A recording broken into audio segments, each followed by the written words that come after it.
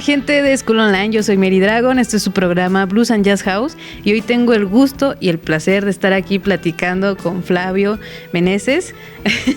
Hola Flavio, ¿cómo estás? Hola, muy bien y muchas gracias por la invitación, me siento muy honrado. A ver, cuéntanos, ¿cómo fue este vínculo o este triángulo, por así decirlo, de Colima, la música y Morelia?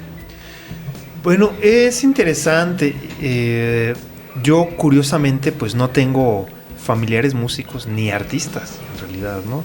El descubrir la música en mi vida pues fue algo medio fortuito y a la vez complicado, sobre todo cuando no tienes a alguien como modelo a seguir.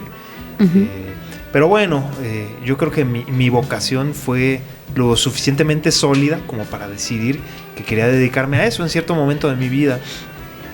Y en ese inter, que justo estaba platicando ahorita, que llegué a Morelia hace 20, 21 años, en realidad apenas estaban cambiando los perfiles de las escuelas de música. En ese periodo todavía la manera de estudiar formalmente, vamos a decirlo así, que no me gusta el término, pero bueno, así se le dice, era enfocado a los sistemas clásicos o eurocentristas, ¿no? Basado en modelos de conservatorio. Entonces, bueno, sin irme más allá, yo decidí venir a Morelia para estudiar en el conservatorio. Y fue precisamente porque conocí a un amigo maestro, que fue mi maestro desde luego, Juan Alzate, quien me ayudó a poder encauzarme en estos estilos, en esta música y bueno, eventualmente en este camino. ¿Cómo fue que conociste a Juan Alzate o este vínculo? Bueno, es interesante porque yo estaba buscando opciones para estudiar jazz, pero como ya lo comenté, en esa época prácticamente no existía. Solo estaba como tal la Escuela Superior de Música. Uh-huh.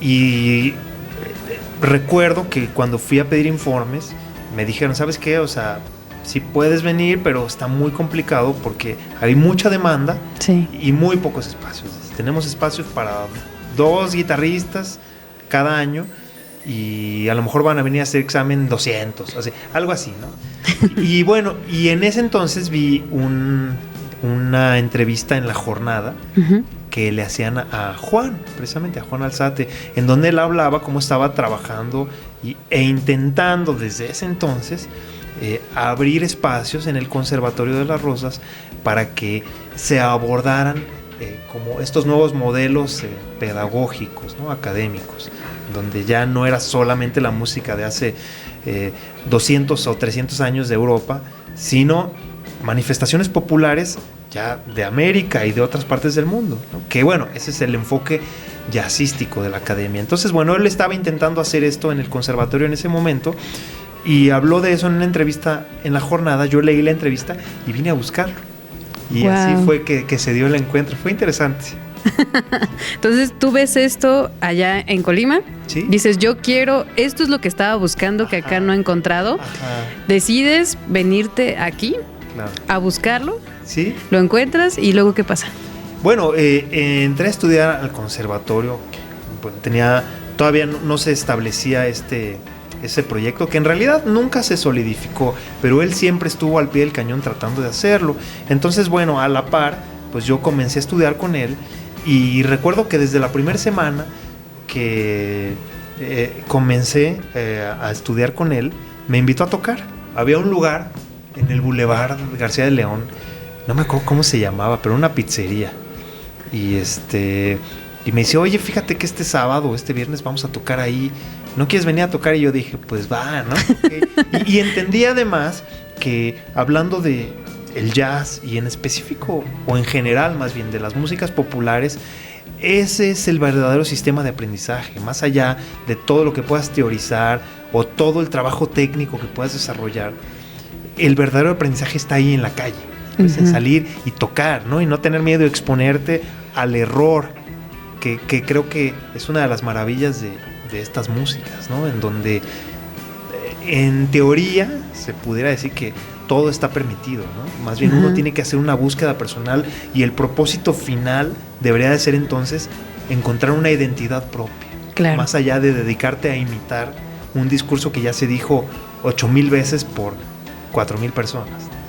Como que no entrar en esta forma cuadrada, sino darle un poquito de, no sé, de aperturas, como tú dices, encontrarlo verdaderamente. Y lo digo desde luego con mucho respeto, porque, bueno, cualquier manifestación artística y sobre todo que tenga pues estos antecedentes históricos merecen mucho respeto de mi parte.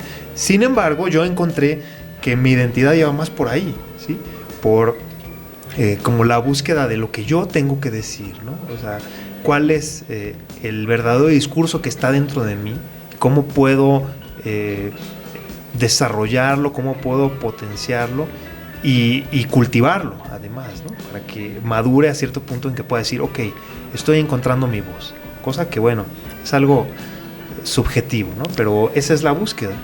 ¿Consideras que ya has encontrado como este discurso tuyo? Bueno, sí, como lo comenté, es como muy subjetivo, porque de acuerdo como a los criterios estéticos, uno nunca lo debería de encontrar, ¿no? Más bien siempre tendríamos que estar como en esa búsqueda, ¿no? Y en como tratar de ir por nuevos caminos, ¿sí? Tratar de ir a otros lugares, considerando que como seres humanos somos inagotables, por así decirlo, ¿sí? Uh-huh. Sin embargo, desde luego que, bueno, uno se empieza a sentir satisfecho con ciertas cosas que hace, ¿no? Y además, una de las cosas que he aprendido con ciertos maestros también es que, en específico, el jazz lo que busca es retratarse a sí mismo en un momento de la vida, ¿no? Y es bien difícil, más creo en estos tiempos ya de recursos digitales, es muy difícil reconocer un retrato de uno mismo sin retoques, ¿sabes? Uh-huh. Ahora ya en la era digital es como que, ok, me tomo una foto, pero a ver, mira, aquí esto no me gustó y lo voy a modificar y puedo ponerle esto y acá, ¿sí? Y lo mismo sucede con la música. Ahora, en general, la mayor parte de la música que se crea hoy en día se hace con esos criterios, como que, bueno, tengo algo crudo y lo puedo modificar hasta que sea algo completamente artificial. Y no hay ningún problema con eso, ¿eh? Yo no estoy peleado con eso para nada.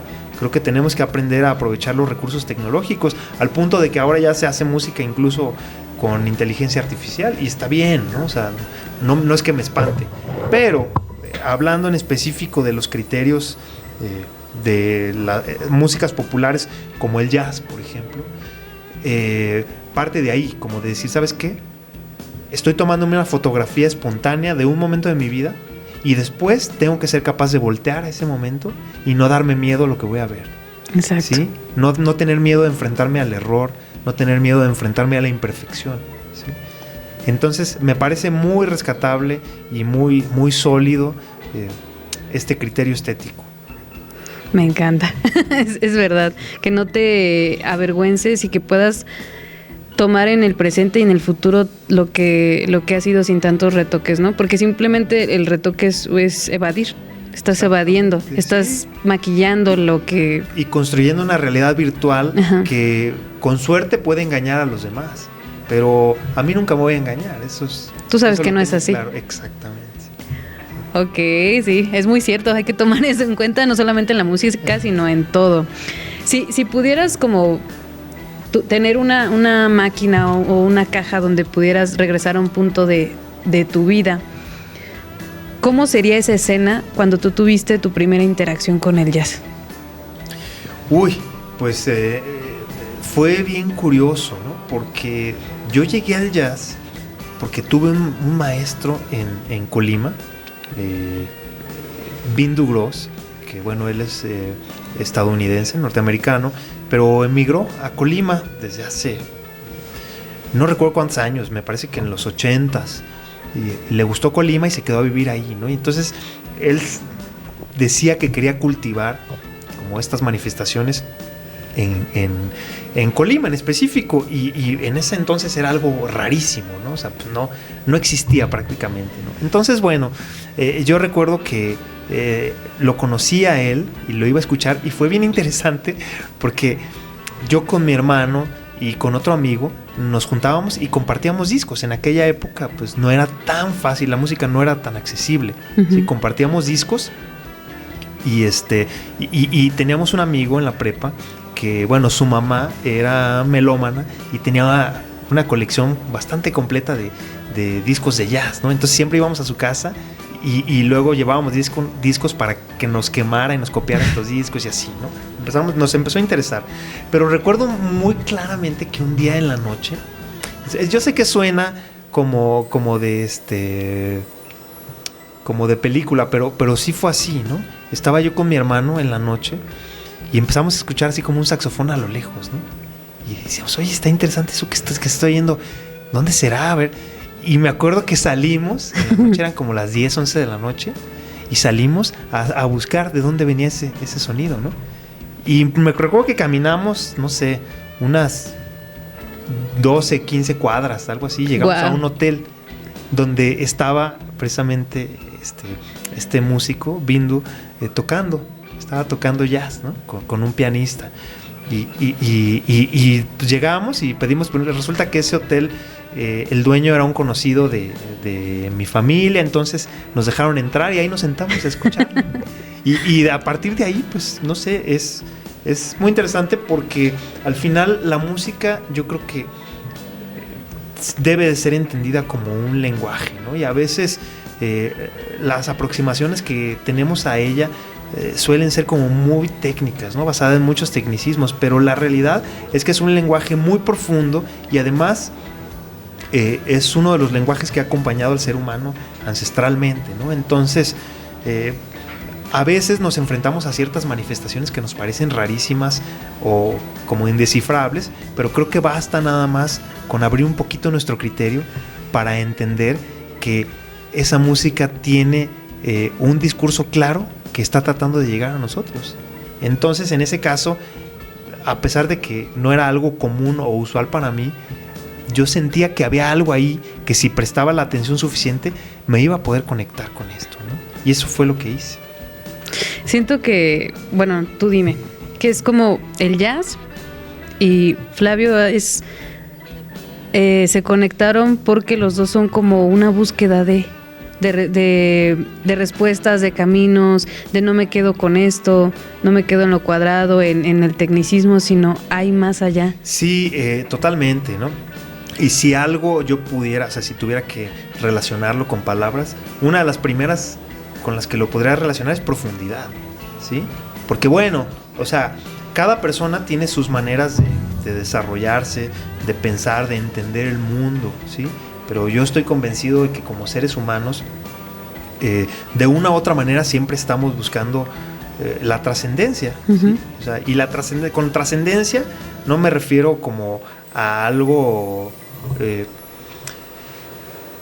como, no sé, fuera de lo humano, ¿no? Simplemente crecer, madurar, ¿sí?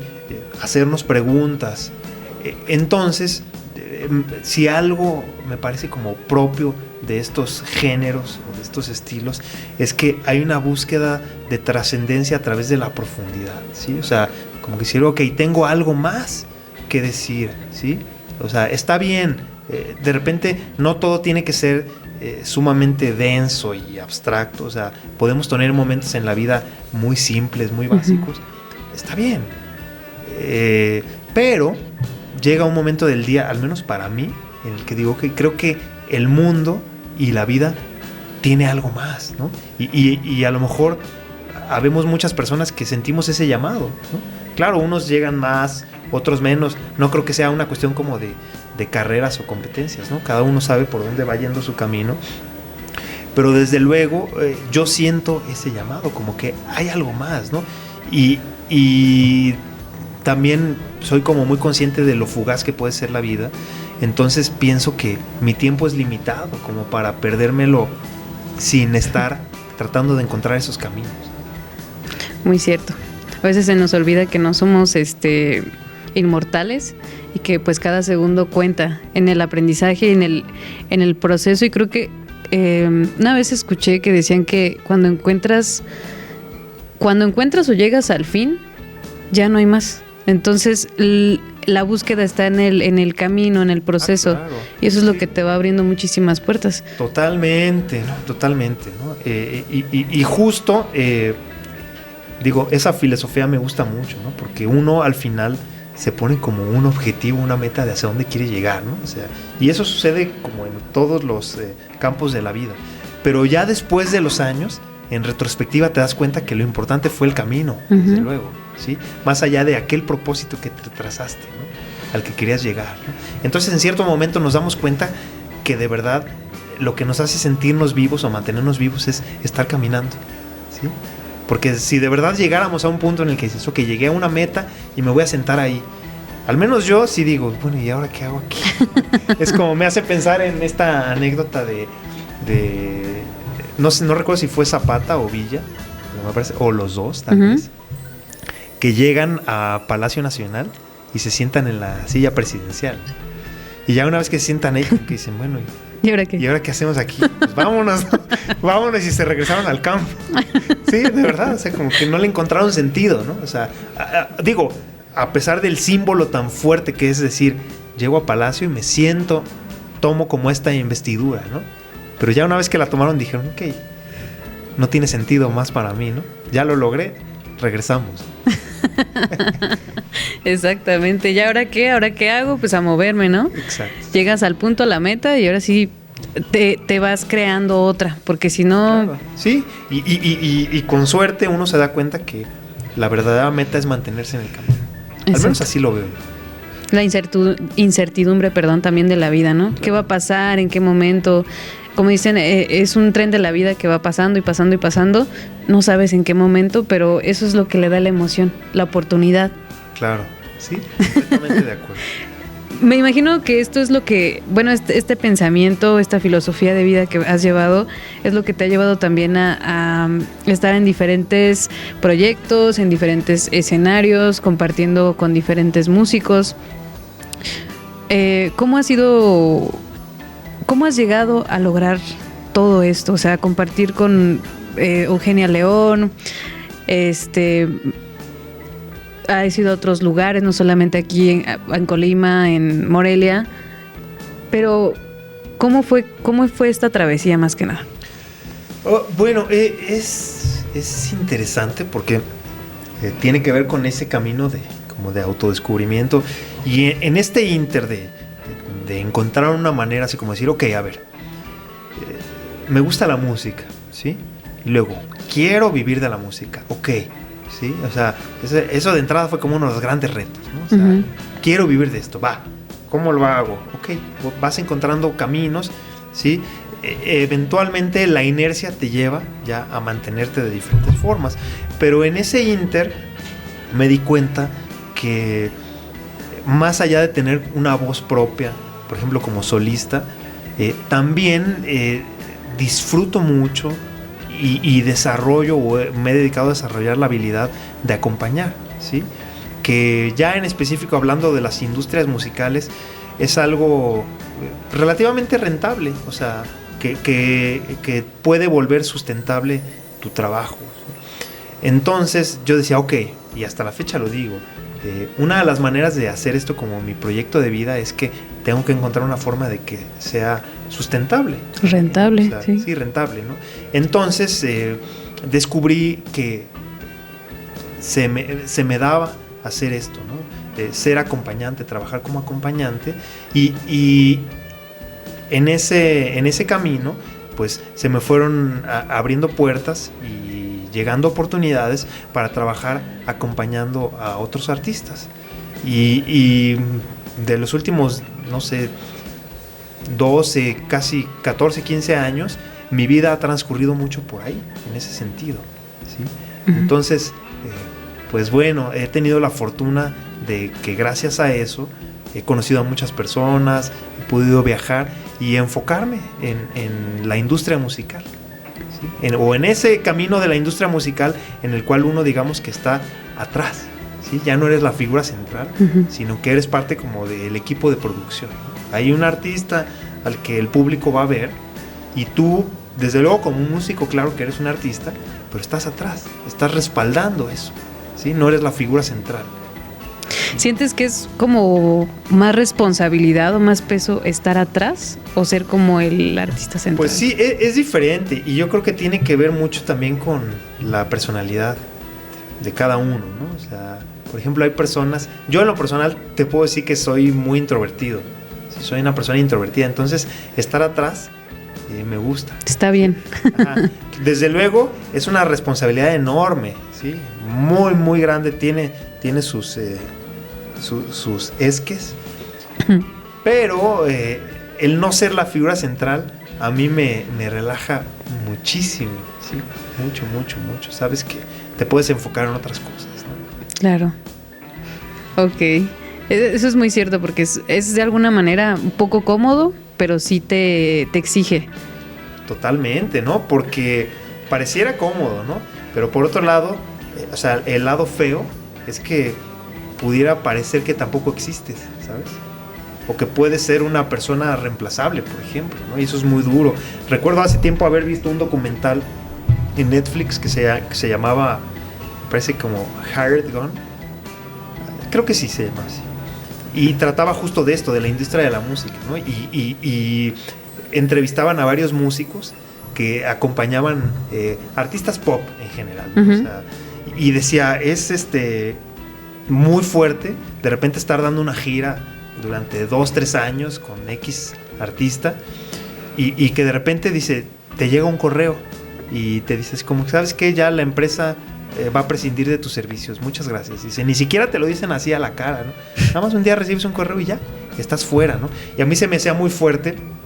De repente hay un testimonio de un baterista que fue músico me parece que de Billy Joel, creo que sí, de Billy Joel, no estoy seguro, pero comenzaron ellos como grupo. Entonces narra cómo ellos empezaron en los 60s o 70s como grupo y de repente Billy Joel empieza a repuntar como solista y dicen, ¿sabes qué? Ya le vamos a armar un nuevo grupo con músicos, o sea, como que vemos que ustedes no tienen la capacidad, vamos a buscar mejores músicos y lo lanzan a él como solista, ¿no? Entonces de repente este cuate se queda sin trabajo y se me hace tristísimo que a él le piden que explique cómo fue todo ese trance. Me parece que fue en los 80s eso, después de haber dado muchas giras con Billy Joel. Y ya al final del documental se me hace tristísimo que este cuate de repente dice, bueno, Billy, si estás viendo esto, pues yo aquí estoy y si algún día quieres considerar invitarme otra vez a tocar contigo, me puedes llamar. Así se me hace qué horrible, horrible, de verdad horrible. Híjole. Sí, muy triste, ¿no? Entonces, eso te muestra también lo duro que puede ser esa industria, ¿sabes? En donde tú eres una persona como sin identidad, simplemente alguien que cumple un trabajo y que en cualquier momento puede ser reemplazable. Dentro de este proceso de acompañamiento, me imagino que sí, pero has dudado, ¿no? ¿También? ¿Dudado? ¿En qué sentido?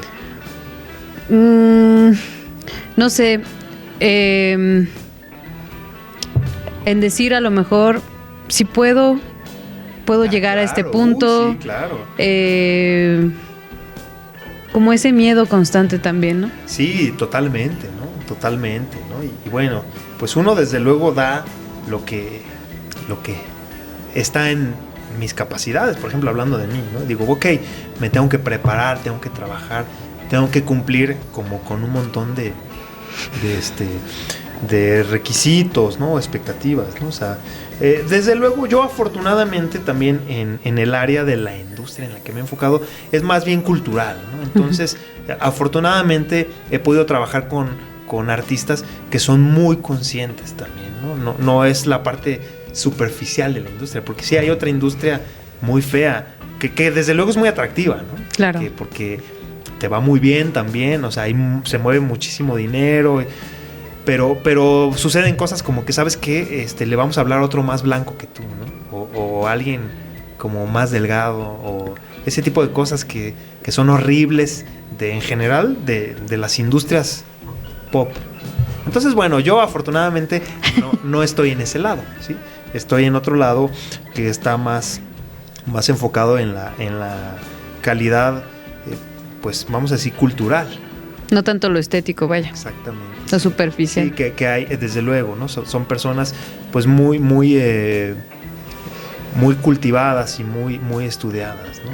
Por ejemplo, en el caso, te puedo decir, de Eugenia León, que es alguien a quien yo admiro, pues ella es muy reconocida por esto, ¿no? Por haber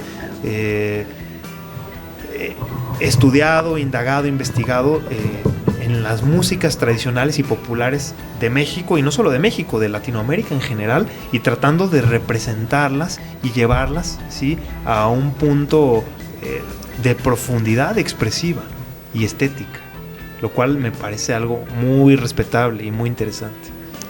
Como lo que hablabas, ¿no? La profundidad del género, la profundidad del jazz. Sí, claro, exactamente, ¿no?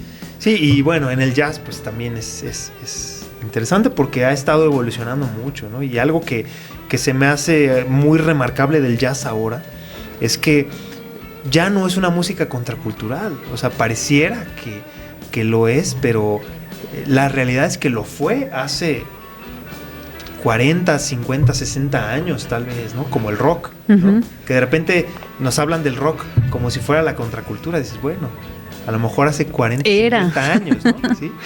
Y ahora la contracultura son otras cosas, ¿no? ¿Sí? Entonces, es interesante porque de repente todas estas músicas van encontrando sus nichos y se vuelven ya parte de un sistema muy sólido, ¿no? Y lo interesante, por ejemplo, ahora del jazz es que se desarrolla más bien ya en el ámbito académico, más que como en el ambiente contracultural que ves en la calle. O sea, por ejemplo, si tú vas a la calle ahora, no vas a ver músicos manifestándose a través del jazz, ¿no? Lo ves ya ahora en otros ámbitos, ¿no? Y es curioso cómo se va, ¿cuál es la palabra, no? Como alienando, tal vez. Tal vez. No como la parte donde te tocó al principio, ¿no? Que no había tanto... Sí, posibilidades, ¿no? Exacto, posibilidades, opciones. Exactamente, sí. De estudiar y de acercarte al género del jazz como tal. Totalmente, sí. ¿Qué continúas haciendo hasta el día de hoy? Bueno, pues sigo aferrado a dedicar mi vida a la música. Espero seguir, porque bueno, también eso se va volviendo como una lucha constante contra el sistema, ¿no? Y contra los ideales de cómo uno quiere vivir, ¿no?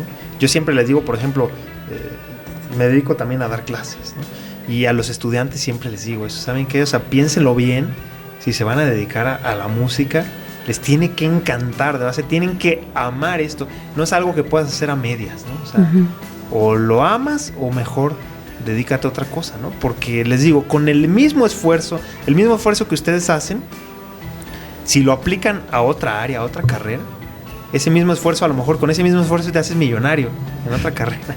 Y aquí no, la realidad es que no, o sea, digo, tienes otras satisfacciones, desde luego, ¿sí? Pero sí tienes que amarlo, ¿no? Y es una lucha constante, ¿no? Nunca llega a un punto en el cual dices, ya tengo como estabilidad y me puedo relajar y ya me voy a jubilar, ¿no? No, en realidad no, uno vive así, día con día vas saliendo adelante. Pero bueno, está la otra parte, ¿no? Que uno se da cuenta y acepta que a eso te quieres dedicar, ¿no? Entonces, bueno, en ese sentido yo desde luego pues sigo necio, ¿no? en querer dedicarme a esto y siempre trato como de dividirlo, ¿no? O diversificar, ¿no? O como dicen así de manera más simple, no poner todos los huevos en una canasta.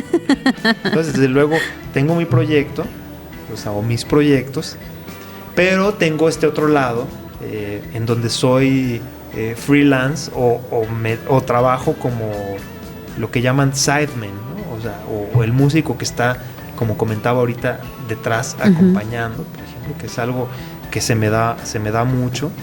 Pero también me dedico, como ya comentaba, a lo académico. Ya tengo algunos años trabajando en una universidad, dando clases.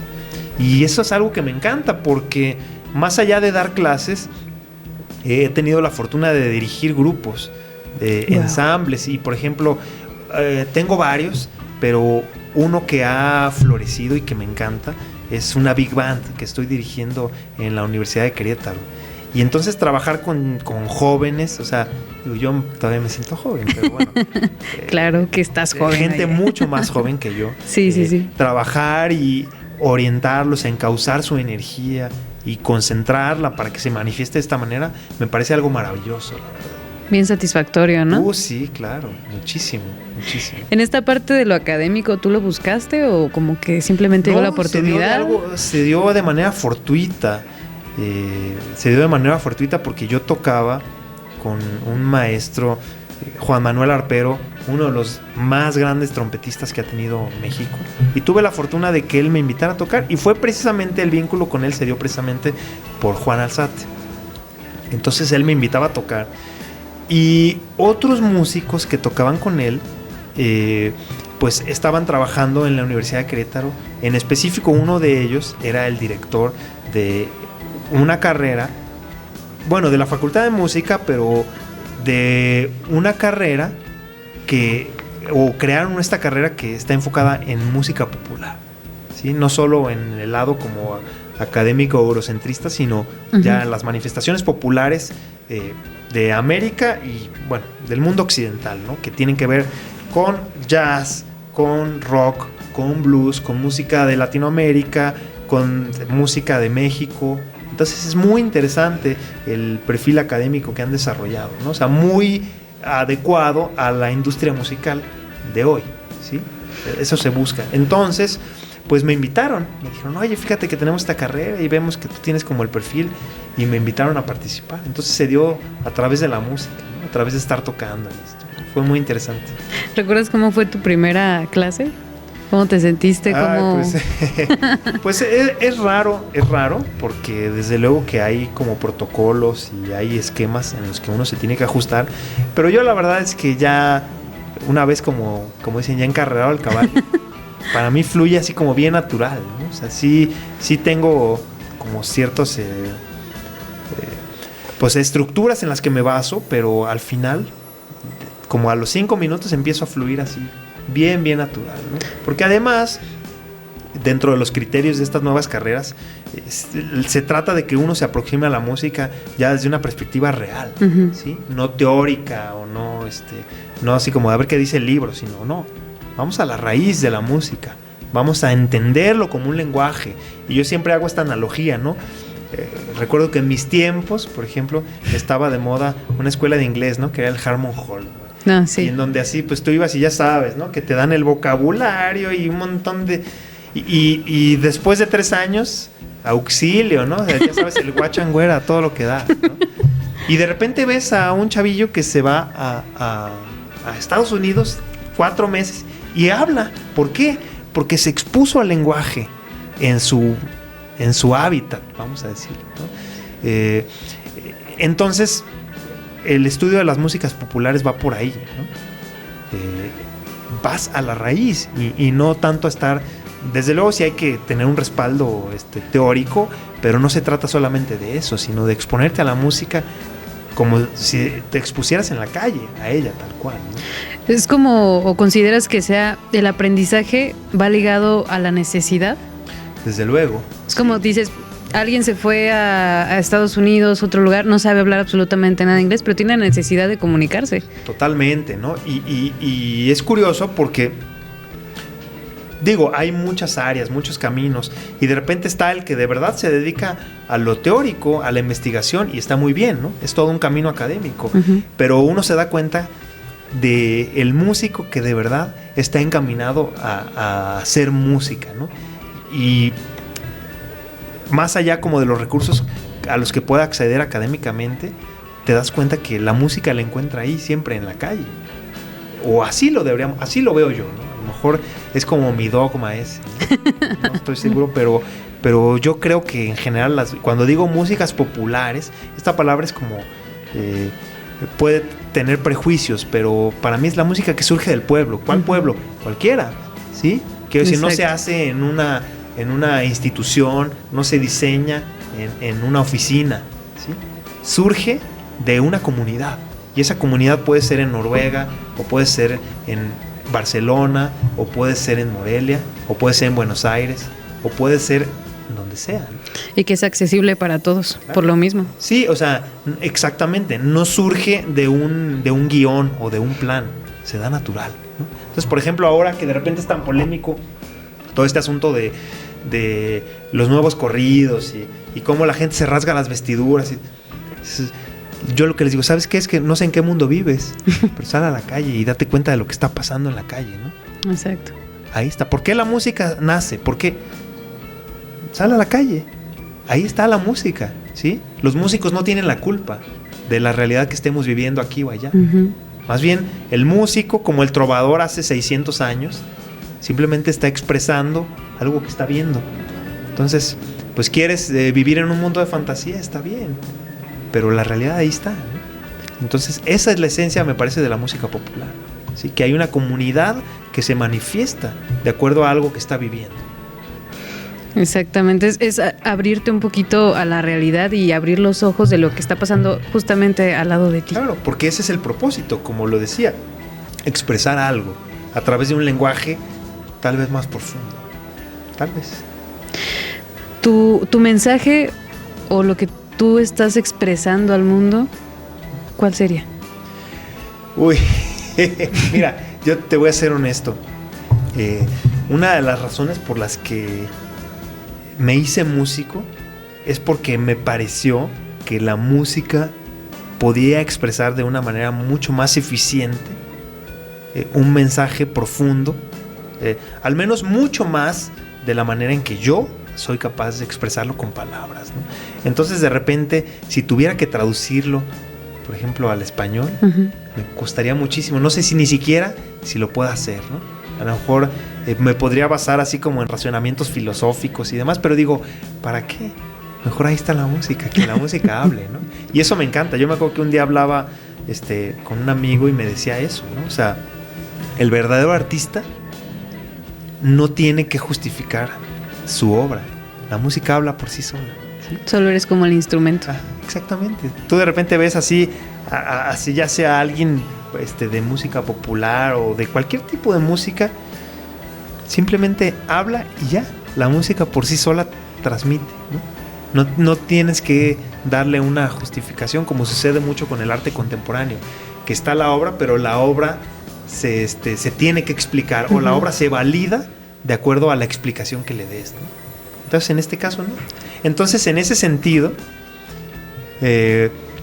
pudiera, no sé, tal vez pasarme horas o semanas o meses tratando de explicarlo, pero creo que no lo haría muy bien. No se me da mucho. Entonces, prefiero hacerlo a través de la música. De la música. Sí. Sí. ¿Cuáles son tus metas este año? ¿Qué es lo que viene para ti? Uy, pues mira, hay un montón de proyectos, ¿no? Y como te decía, en este ir y venir de estar diversificando, pues voy tratando de organizarme para tratar de abarcar por aquí, por allá y por allá, ¿no? Pero así hablando de lo personal, tengo ya un catálogo así bien grande de música que he escrito y que ya me debo como el registrarla, uh-huh, porque luego pasa que escribes cosas y se van quedando en el cajón, ¿no? O se quedan enlatadas ahí, ¿no?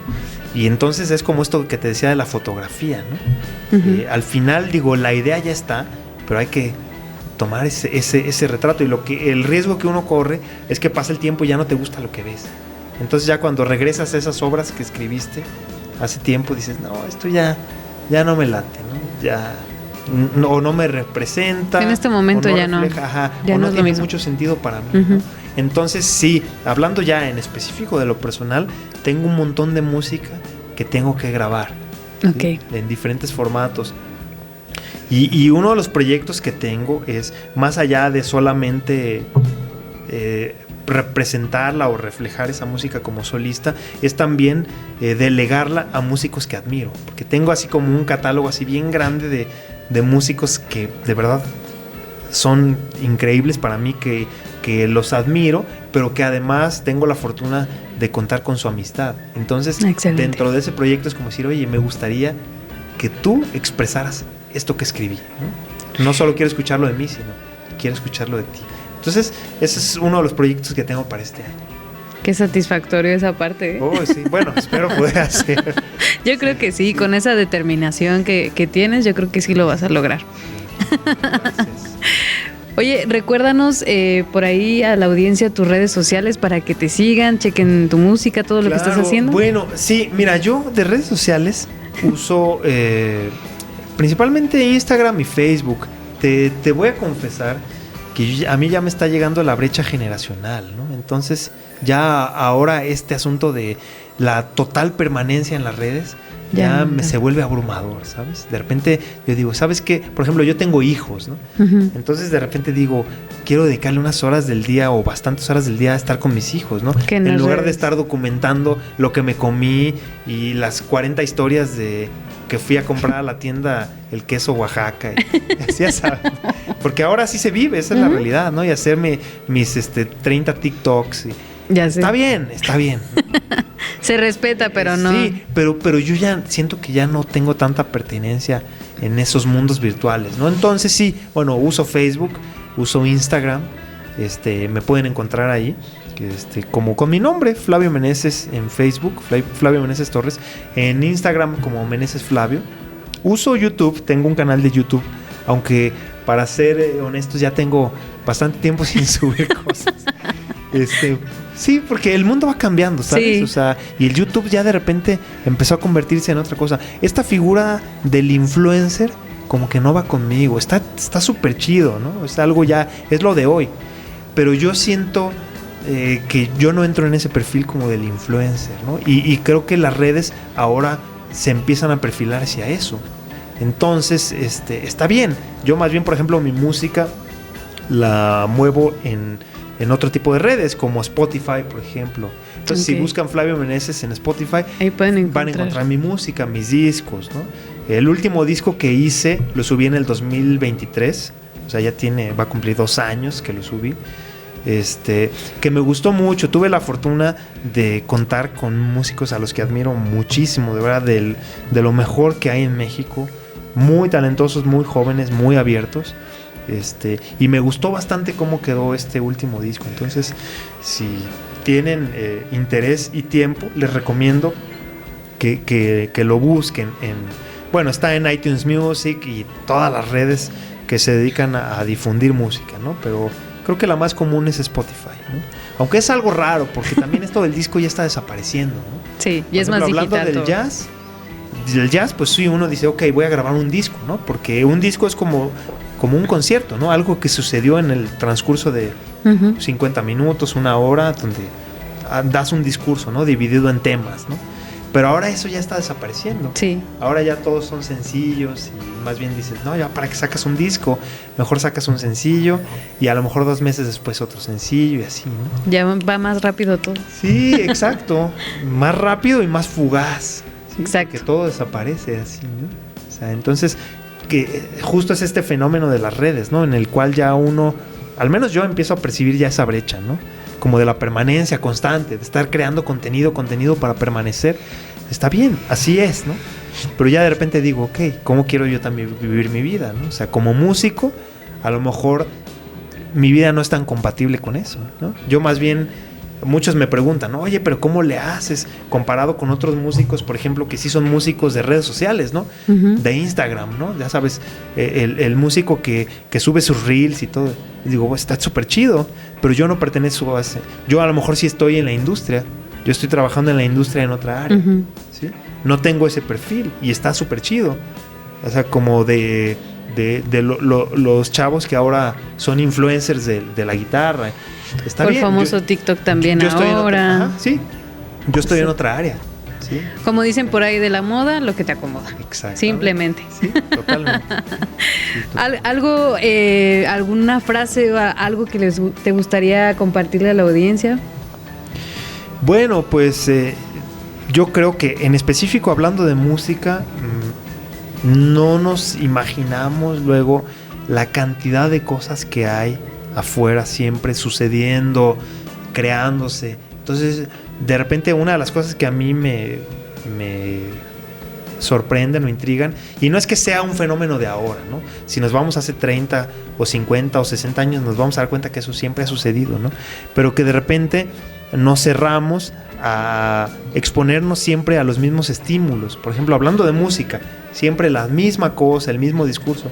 Entonces, yo lo que puedo decir o me gustaría decir es que deberíamos tal vez tener un poquito de apertura a descubrir qué otras cosas están sucediendo en el mundo, porque el mundo es enorme y a veces nosotros nos hacemos como nuestro pequeño cuadrito en el cual nos gusta vivir, y está bien, es como nuestro hogar en el que estamos, pero de repente si salimos un poquito de la puerta y nos aventuramos 40 metros y luego mañana nos aventuramos 1 kilómetro y pasado mañana 10 kilómetros y después 100 y al rato ya estamos viajando, así vamos a decir simbólicamente al otro lado del mundo, ni nos imaginamos las cosas que nos vamos a encontrar, ¿no? Entonces, como decía hace rato, me parece que la vida es muy fugaz, y algo a mí que me atormenta mucho es como el pensar que a lo mejor la vida se me puede acabar y me voy a perder de un montón de experiencias, ¿no? Entonces, ¿por qué no hoy me dedico a vivir esas experiencias, ¿no? Claro. Probar nuevas comidas,